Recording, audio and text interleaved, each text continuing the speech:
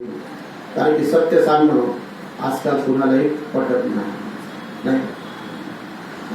म्हणून भारतीय बौद्ध महासभेने एक निर्णय केला आहे. चांगला निर्णय आहे तो.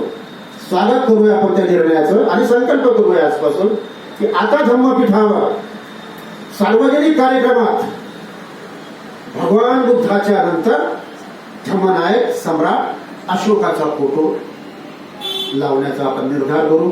थोडा त्रास होईल, विहारामध्ये जाऊ, सांगू आपण त्यांना की हे करा. निश्चितपणे आम्हाला यातून काय मिळेल, कारण की सत्य सांगायच्यासाठी ताकद पाहिजे. सत्य सांगायसाठी आपल्याला एका ठिकाणावरून जमणार नाही. आज सम्राट अशोकाची जयंती आणून आजपासून इथे संपली अशातला भाग नाही आहे, सुरुवात झाली आहे. त्याच्यापूर्वी आपण केलं आहे सेंडेकर बरोबर आहे ना, याच्यापूर्वी केलं आहे पण आपण 5,000 लोकांमध्ये करतोय. अलीकडे देखील